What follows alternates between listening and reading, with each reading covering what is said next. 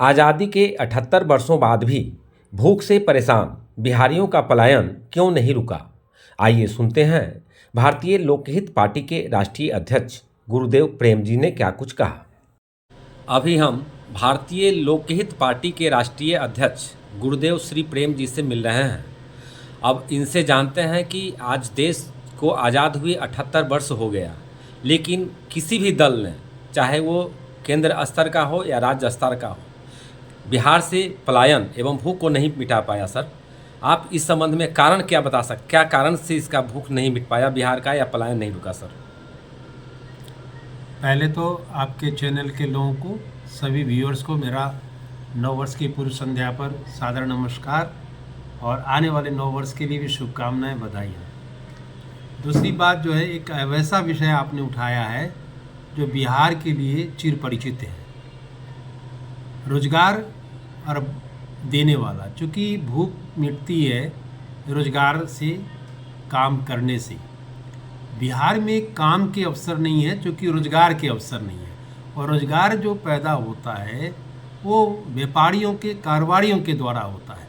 किसी भी दुनिया में, किसी देश के किसी भी भाग में कोई भी जो रोजगार किसी को उपलब्ध है तो कारोबारियों के द्वारा उपलब्ध होता है। बिहार में मुख्यतः जो यहाँ पर नौकरियाँ मिली हुई है वो सरकारी नौकरियाँ हैं, और वो स्कूल के शिक्षक के रूप में मिला हुआ है, कलेक्ट्रेट में जो है ना अधिकारियों के रूप में मिला हुआ है। लेकिन उद्योग के क्षेत्र में, कारोबारियों के क्षेत्र में बिल्कुल नहीं है, क्योंकि यहाँ कारोबार नहीं है। उसका वजह है, कारोबारी वहीं कारोबार लगाते हैं जहाँ उनके संतति का, उनके संपत्ति का, उनके सम्मान की सुरक्षा होता हो। और बिहार में 34 वर्ष तक इस बात का सर्वथा अभाव रहा है। बिहार की जितनी भी सरकारें 34 वर्ष में बनी, वह किसी ने व्यापारियों को संरक्षण और सुरक्षा नहीं दिया। इसके लिए उपाय है, एक ही उपाय है।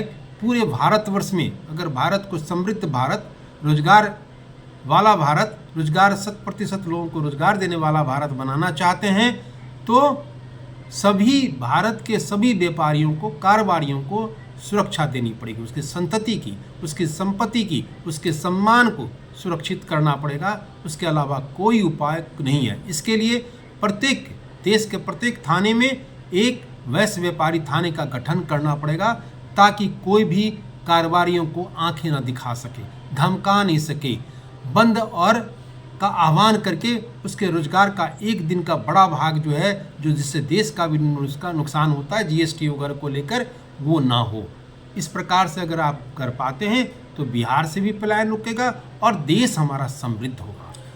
आज के समय में सभी राजनीतिक दल गरीबी मिटाने की बात करते हैं सर, लेकिन आज तक 78 वर्षों में किसी ने गरीबी के बारे में, मिटाने के बारे में नहीं सोचा। और इस ऐसी परिस्थिति में आपने भारतीय लोकहित पार्टी का गठन किया है, तो आप अपने दल के बारे में कुछ थोड़ा सा बता दीजिए।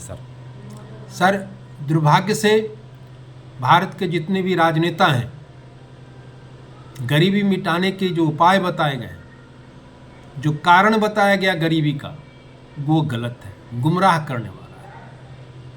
आज़ादी के कुछ दिन के बाद ही भारत की गरीबी के कारण उद्योगपतियों को ठहराया गया, अमीर लोगों को ठहराया गया। और आप में से कई लोग बचपन में सुने होंगे कि बिरला टाटा की सरकार नहीं चलेगी। आम जनमानस को, गरीब जनता को ये समझा दिया गया कि आपके गरीबी का कारण ये अमीर लोग हैं। और आज की तारीख में भी, जब आज की जो सरकार है, उस सरकार के काल में आज भी यही बताया जा रहा है कि आज भी आपके गरीबी का कारण उद्योगपति हैं। मैं बताना चाहता हूं देश को, बिहार को, कि पूरे भारत में कुल 15.4 करोड़ नौकरियां हैं, जिसमें 1.4 करोड़ ही सरकारी नौकरी है और बाकी नौकरियां निजी क्षेत्र में हैं। आपको मैं बताना चाहूँगा कि टाटा अकेले 10 लाख नौकरियां देता है। आपको बताना चाहूँगा कि अडानी ग्रुप जो ना अकेले 6 लाख नौकरियां देता है, और बिहार पूरा मिलकर 7 लाख नौकरियां देता है। 10 लाख अकेले टाटा देता है नौकरी, और भारत का कोई भी प्रदेश 10 लाख नौकरी अकेले मिलकर नहीं दे पाता है, जो अकेले टाटा दे पाता है। फिर भी आप गालियां देंगे तो नहीं आपकी गरीबी मिटेगी।